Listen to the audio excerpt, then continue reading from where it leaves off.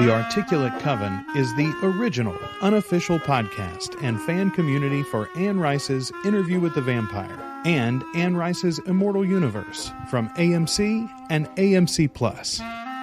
Welcome to The Articulate Coven, the unofficial fan podcast and fan community for Anne Rice's Lives of the Mayfair Witches, Anne Rice's Interview with the Vampire Chronicles, and everything else Anne Rice. Honestly, I am one of your hosts. I'm Joel. I'm Ashley. And we are The Articulate Coven. Ashley, our rewatch continues. We're in the middle of a rewatch of Season 1 of Interview with the Vampire in preparation for Season 2 launching. And we are coming up on the 4th episode of this first season. If you have not seen the season already in its entirety, I'd strongly suggest that you listen to our previous episodes where we're going through it episode by episode. We're going to talk about some things in here that are spoilers for the rest of the season. So listen to the first episodes first, and once you've done with the season, then you can come check our rewatches if you want to. Ashley, I'm going to get our template with all the details on this episode in just a second, but tell me big thoughts overall. What'd you think of this one? I was excited for this episode to have a different voice and have a different storyteller, a narrator.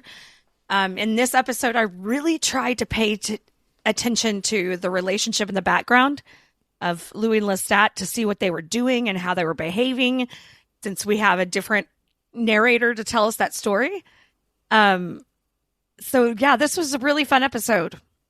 Yeah, I agree. I like this episode more on rewatch than I remember liking it, honestly. And yeah, we're going to get to it here in a little while, but honestly, more than I have good reason to like it. We'll get to that in a second. This one is The Ruthless Pursuit of Blood with All a Child's Demanding, directed by Keith Powell. It's written by Eleanor Burgess, Anne Rice, and Roland Jones. Those are our 3 credits. Louis takes the day off, while Rashid and Daniel take a trip to the library to read the next segment of our story, as told by Anne Frank meets Stephen King, Claudia, Louis and Lestat's newly made vampire daughter, who is on a ruthless pursuit of blood with all a child's demanding.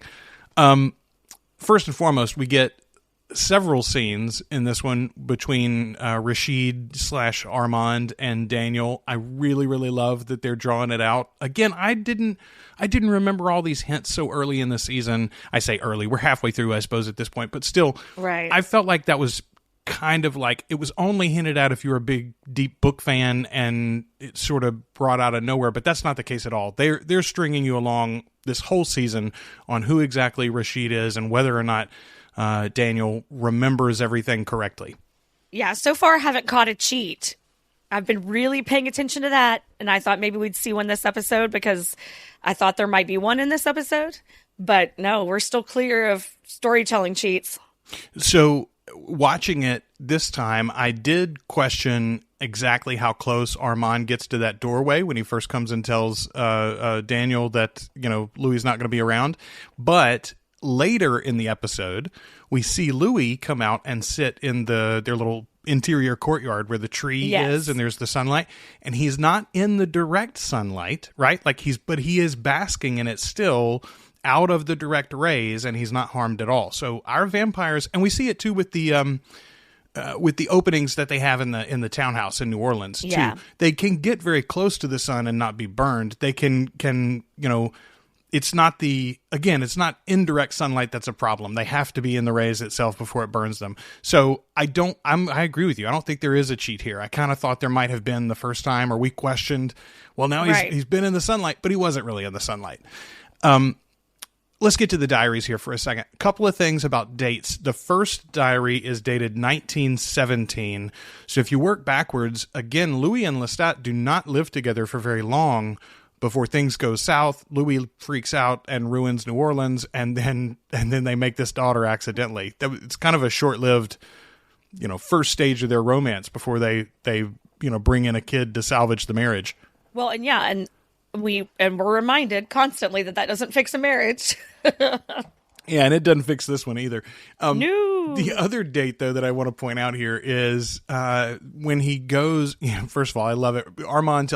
Rashid tells him to start with the book on the left, and he looks at the book on the left. Immediately picks up with the one on the right. Yeah, immediately goes to the far right.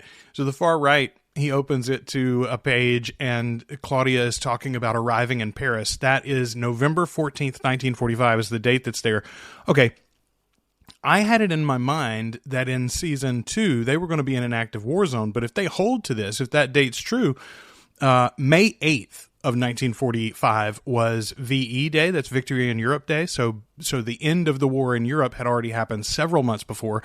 And August 14th in 1945 is VJ Day. That's when the Japanese surrendered. So World War II is fully over. This is a Paris by the time they come to Paris, at least. We don't know exactly at this point how long they stay in other parts of Europe. But when they come to Paris, when they're on the Western Front, so to speak, it's going to be a post-war France that they're, embarking upon. Yeah, we definitely got a tease of war in there, but I think it was more. Was it World War One? No, she's going through. It's when they're talking about the. It's in the book before they get to Paris. Yeah, she's eating. They're eating POWs, or she is anyway. Yeah. And she's talking about how they taste really sad. Right, this is not happy blood. Yeah. So, but again, I guess that makes sense because we know they go to Paris. Or excuse me, they go to Europe at least while the war is still going on. So some of the time that they're in the East, I think we are going to get at least 1 or 2 fights with some Nazis is all I'm saying, which is great. Let's rip apart Nazis with vampires. I like that. Every day of the week. Yeah. I love it. I just watched the newest Indiana Jones movie, and I was so excited to kick Nazi ass again. Herr Jones. So glad that anything you can find, I can steal from you. And then you can punch me in the nose.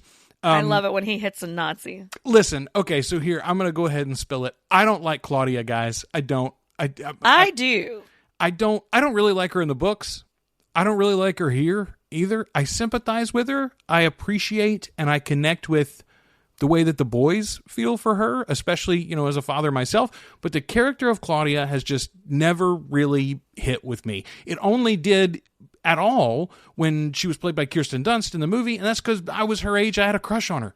But listen, the accent here doesn't help, but that's not why I don't like her. This is just not a part of the story or a part of these characters that fascinates me. It's not why I felt, I go back. Why did I fall in love with Lestat? It's the prelude to Tale of the Body Thief when he's recounting all of the events of, life as a rock star vampire. And he's got no daddy issues there, sad for poor Claudia at the start of that book. He's sad for lots of things at that point, but he's not really thinking much about Claudia. And I don't either, honestly. Now, I will say, having said that, I really like this episode. The bringing in the diaries, which is not, we do see the diaries in the books, but it takes place much later, and they're not, we don't dive into a lot of Claudia's point of view like we do here in this episode. And I think it's really setting the table for some things that this whole series is going to do over time, but definitely we're going to get more of in season 2, where it's not just Louis' point of view. And it's not just Louis' story that's being told. The interview with the vampire is not the vampire. The titular vampire is not only Louis, I think, in this series. So this is the first example of that. Right. I love Claudia. And I think because I like Louis more than you like Louis. So that's true. I think Claudia is so much more about Louis and how Louis sees her and how much he loved her and how much he was willing to sacrifice for her. I think that's the reason why I've always liked her, because I've seen her through Louis' eyes. I do like the scenes of her early education. We get they're so great. Glimpses of Lestat and Louis there. We get glimpses of their relationship from her point of view that already begins to tell us, Louis' version that he's told so far, which he's said is the more nuanced portrayal. Nuanced. Well, it's not necessarily nuanced towards the truth, seemingly, unless we're taking that Claudia is a liar or these documents have been doctored, which I don't think there's any reason to believe that they have. No. Speaking of not believing things, Daniel catches Rashid praying at the regular times for a faithful Islamic person. They would pray, 5 times a day, I guess, facing Mecca. I don't think that this part of Rashid's story is actually Rashid's and not Armand's. I think this is Armand praying here, not just Rashid. Right. Well, and we get we've been talking about his backstory and where he's going to be from. We got a little snippet of a language that wasn't Arabic. Yes, and Daniel specifically calls it out. He triangulates it, and he's like, "That's like Slavic? What is that?" So that would put him in the right part of the world for Armand's story. And we talked about this, I think, in our initial viewing too. Like, it's not historically inaccurate to imagine that there are people of Islamic faith from that point of time in history, from that place in history.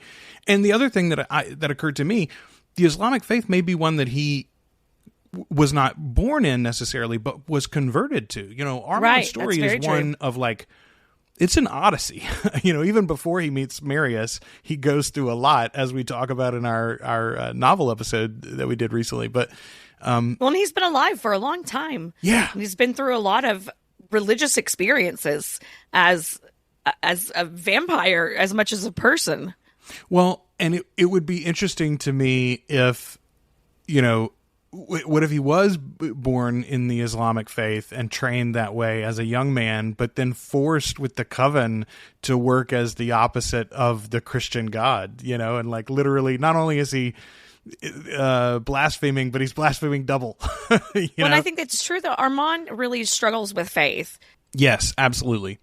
So anyway, we get that hint there. I feel like I understand the idea that he's lying to us about so many other things. Why would we believe necessarily that he's being true here? I think it'd just be a weird swerve on the creator's part, though, to make that. Although we're going to meet real Rashid in season 2, so maybe there's a fuller story there that we don't know about who either. Knows? Very, very interesting. As long as we don't go the way of the Mayfair witches. Don't bring in any of Louis' old boyfriends that you made up. There's no geneticist. Okay? Don't do that. Dumb nickname. I love Daniel's notes. So he has that exchange with Rashid and then rushes to his computer to open his Bogosian is a document. Fucking treat. Isn't he, though? Man, he's amazing.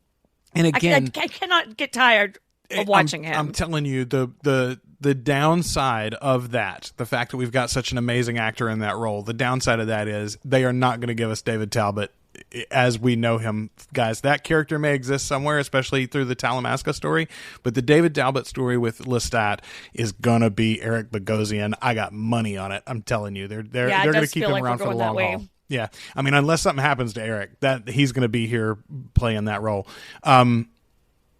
Okay, so Claudia has a line here as they go back to her story. She says, "You wouldn't believe how time flies when there's people to eat and money to spend." See, that's a good one, and man. they do have fun.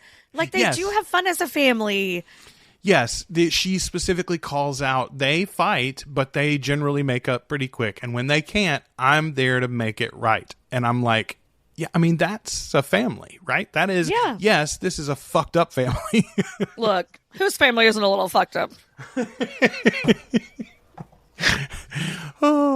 She captures being trapped in that body so beautifully throughout this episode. It's really interesting to see her growth.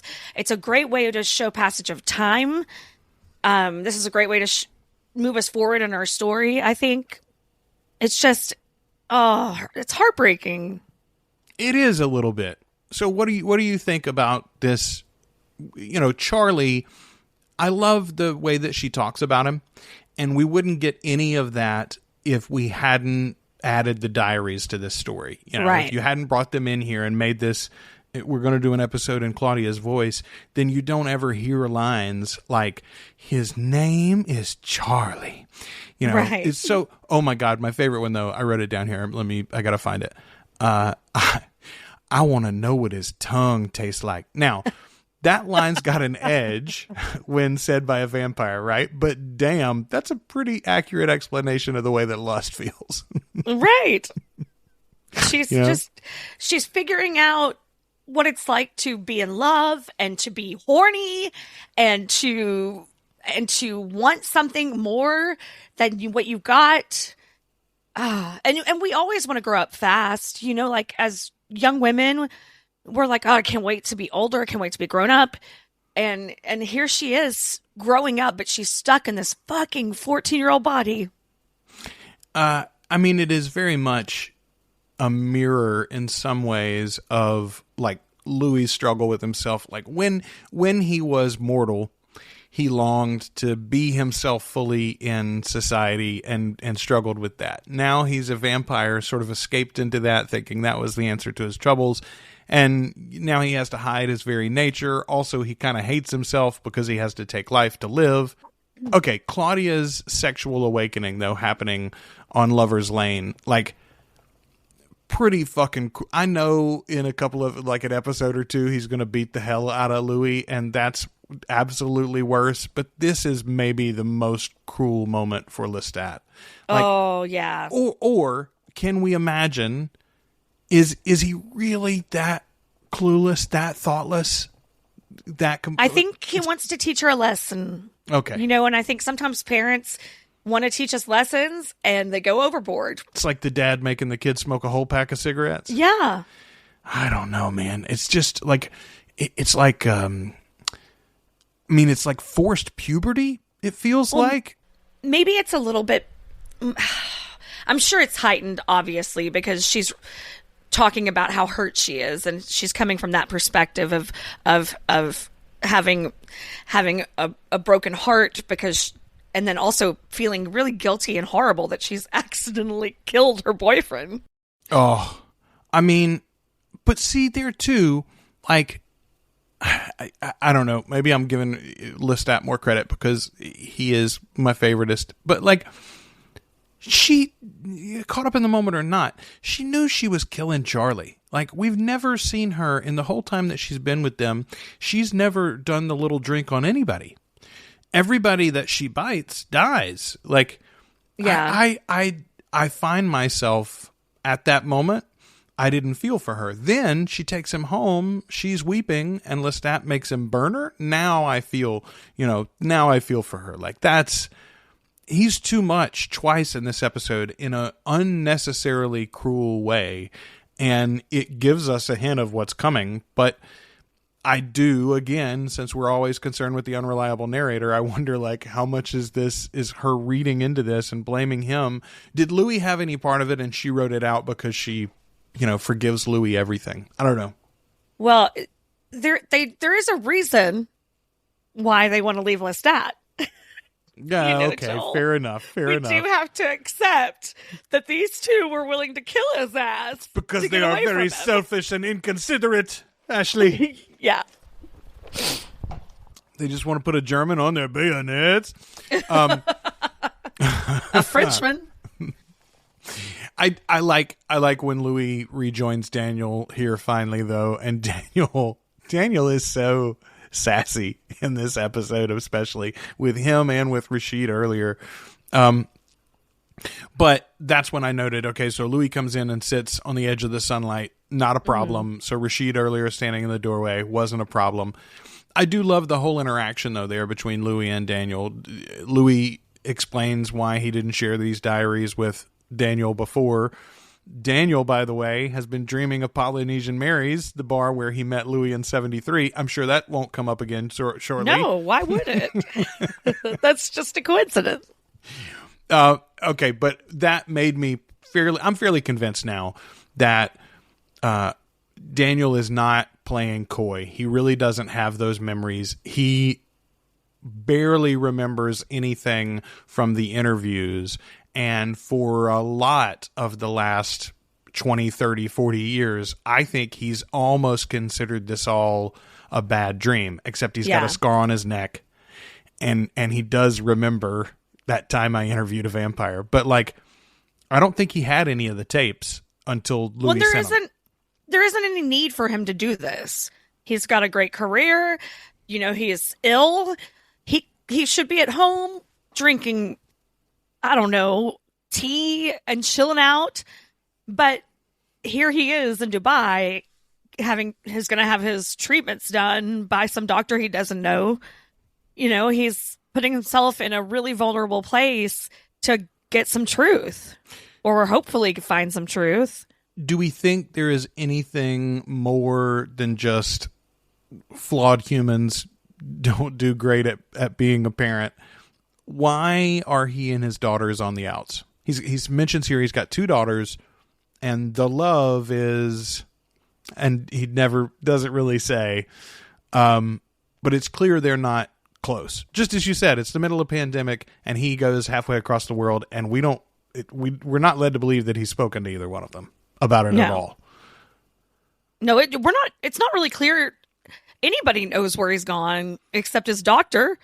Yeah, his doctor and his publisher, right? Like he told his publisher he was going. Oh, that's right. He has Can't that tell him conversation. Exactly. Yeah, he has that phone conversation. He's like, no, it's a book. I remember what a book is. Which, by the way, it's been 10 years since he's written a full book. He's just been doing, like the article here and there and living off of, residuals, royalties. Yeah.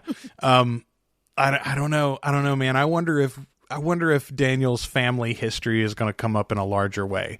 We talked about in a previous episode when they tell the dessert story about how that his first wife, he met her and fell in love, and they got married like right after he had gotten his life together, meaning right after he left Armand and Louis, most likely. So, like, I don't know. We've talked about a lot in our first watch. We have not talked about much this time. Daniel's sexuality. Obviously, he currently, at least as he's speaking in the show, seems to imply that he is straight, and that, any gay activities he had in the past were kind of just a thing that he did for the drugs. But, like, I wonder, I don't know, did his daughters discover, an old boyfriend, or are they trying to talk him into coming out and admitting his own sexuality? Or I don't know. Is there something worse? I'm intrigued. Them now lingering in the off that one background. line. Yeah. The way that they're kind of just been mentioned.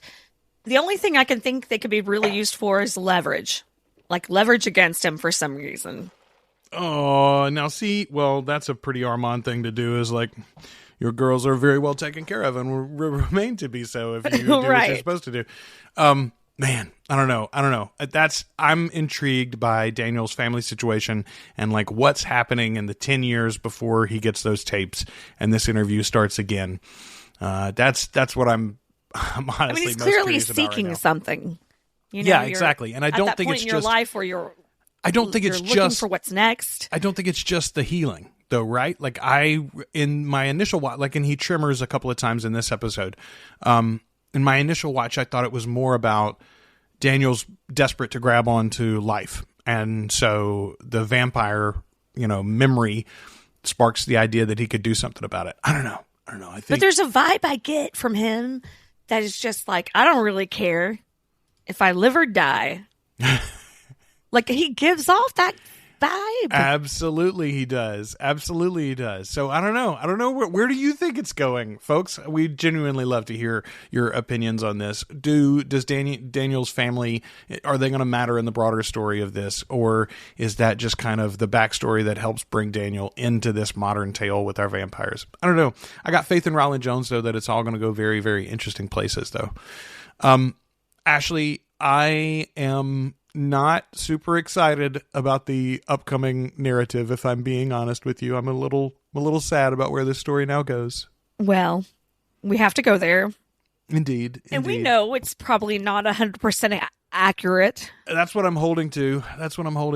And I am hopeful that will be proven out as we get into season 2, which is still, it's so close, guys. It's just around the corner. May 12th is the launch for season 2. So stay up to date with us. Keep our rewatch going. Let us know what you're thinking about these episodes as they stew again in your memory as we get ready for what's next in this tale. And join us again next week as we continue our rewatch of season 1. Ashley, any closing thoughts for this episode? Just how amazing the costumes continue to be. Oh, man. The whole listen. You know that we both think our leads are amazing and the performances absolutely deserve some consideration for the acting awards. But the fact that this show wasn't even nominated for production design or costume design is genuinely bananas. And I'm hoping that will be remedied with season 2's release. I think the opportunity for, wartime and post-wartime Paris especially, there's some really, really beautiful sets already that we've seen in the trailers, and I think there's an opportunity to do something kind of splashy. And hopefully, the Emmys and others were paying attention to the fan reaction that they missed this one last year. And maybe they want to make sure it was going to last. I mean, that absolutely. Be more than is it just going to have an effect on pop culture, and the narrative of television overall? I think it's absolutely going to. At least with us. I don't have any faith in the Mayfair series, y'all, but this one's going to be fine until they kick so Rollins to the curb at least. I know people that just like the Mayfair series. I don't understand. And they don't have any really connection to the books, but they just like it as a witch show. I mean, listen, I'm glad that you're finding television that you enjoy. Speaking of television that we enjoy, I'm headed this evening to see Dune 2 finally on the big screen. Ashley, excited to check that one out. I'll tell you guys what I think about it next week. You reading anything interesting or seeing anything interesting right now? Oh, I haven't. I've really been doing documentaries. Oh, what you watching? Lately. I got sucked into this show called Evil Lives Here. And it's a real bummer, y'all. It's like about people who found out that their husband was a serial killer or, deeply, deeply troubling things like that. Okay, so I have not gotten into it at all, but my wife was telling me not too long ago, apparently there's like 100 episode TikTok series from some woman called Who the Fuck Did I Marry? Who the fuck did I marry? Is this a similar kind of thing? Like a total? Well, I don't do the TikTok, so I don't know for sure, okay. But I'm guessing, yeah. yeah. Very much a big reveal. It reminds me of a few years ago. There was a podcast season that was made of this, and then they made a TV adaptation of it too. It was like Dirty John? Yeah, Dirty John. That's the one I was trying to think There's an episode about Dirty John on Evil Lives Here. Oh, nice. All right. So a whole TV. If you're a Dirty John fan, there you go. Kelly, Ashley's got your latest watch for you. Check it out. Evil Lives Here. Where were you watching it? It's on Paramount? That sounds like a Paramount thing.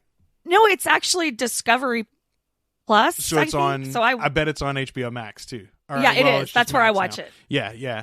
All of the Discovery stuff is there pretty much, I think, these days. All right. Well, there you go. You've got some more bummer TV because that's what we're about to be headed into. I'm sorry, folks.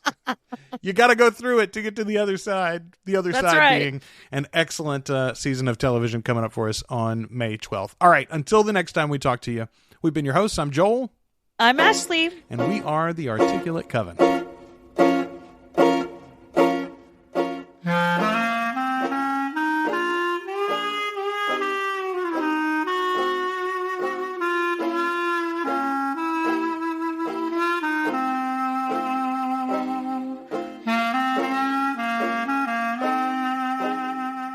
Thanks for listening to The Articulate Coven. You can join our community on Facebook by following the links in the show notes or searching for Articulate Coven on Facebook. You can subscribe to the show in Apple Podcasts, Spotify, Google Podcasts, or at articulatecoven.com. And share us with your Anne Rice-loving friends.